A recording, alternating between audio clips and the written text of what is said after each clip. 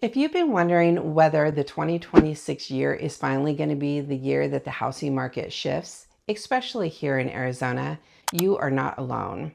Many buyers are still really watching the interest rates very closely, and sellers are still trying to figure out if they missed the peak.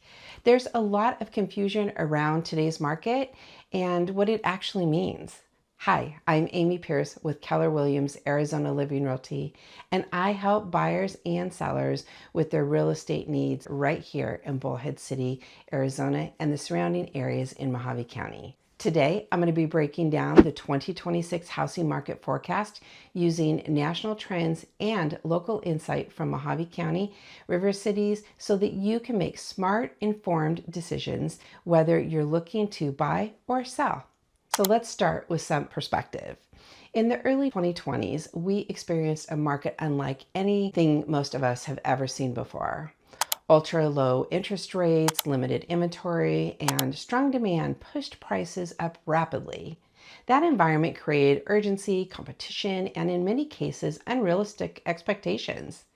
Since then, interest rates have risen significantly and the market has slowed. But that slowdown doesn't mean that the market is weak. It means that the market is normalizing. We've seen inventories level increase, days on market extend, buyers' urgency has definitely softened, and sellers needing to be more strategic. This is not a crash, it's recalibration. Mortgage rates still continue to be the biggest factor shaping the market. Just over a year ago, many buyers were facing rates well into the 7% range. And recently we've seen rates pull back into the mid 6% range. And that change alone has brought many buyers back into the conversation. According to Fannie Mae's 2026 projections, mortgage rates are expected to continue to ease, remaining around the low to mid 6% range in early 2026, and potentially dipping below 6% by the end of the year. That's important, not because we're going to go back to those years where we had 2 to 3% mortgage rates. We're not, but because the market is moving towards stability and predictability. Those pandemic era rates are an anomaly, and Fannie Mae has made it very clear that we are unlikely to see that environment again. Here's something many people don't realize.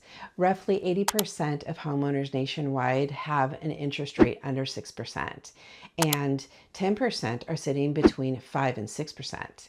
This creates what we call a rate lock-in effect. Even homeowners with significant equity are choosing not to sell because their current payment is low, and moving would mean taking out a higher rate, and the cost of selling, buying, and moving simply does not make financial sense to them. This is why inventory, even though it has increased, is still below pre-COVID levels. For buyers, especially first-time home buyers, this market is not easy. Mortgage rates are still high enough to limit affordability, keeping many buyers on the sidelines, and delay of moving up or downsizing decisions. At this time, buyers have more choices than they've had in years. More inventory doesn't automatically mean prices have fallen. It means that less competition is out there, more negotiation power, and more time to make decisions. I've spoken to many buyers over the last couple of years who've said prices were too high. I'll wait until the rates come down. And what happened instead was that prices continued to rise modestly, inventory improved, and interest rates stayed higher longer than had expected. And now those buyers are facing higher prices and higher rates than when they first started watching the market. This doesn't mean that they made a mistake. It means that timing the market perfectly is incredibly difficult, and sometimes waiting can actually cost you more. Looking ahead into 2026, most major housing forecasts are aligned. Home prices are expected to rise modestly, roughly 1 to 2% nationally.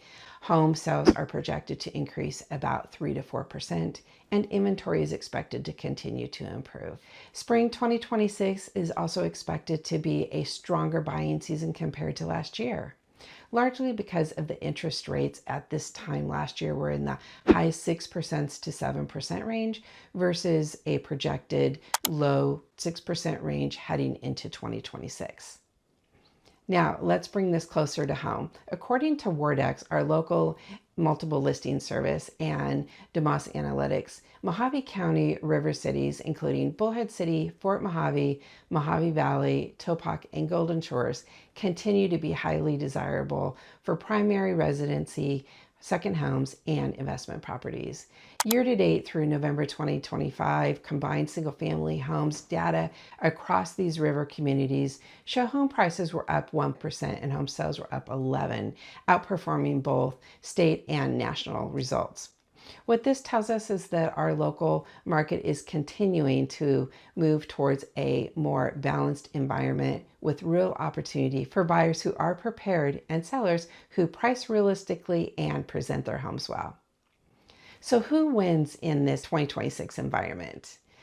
Here's the reality. Both buyers and sellers can win, but only if it's the right strategy. Buyers win by negotiating prices, repairs, and closing costs, leveraging builder incentives on new construction, and locking in the home before demand increases if the interest rates fall later in the year. Sellers win by pricing correctly on day one, understanding today's market and buyers' behavior, and preparing the home properly instead of testing the market.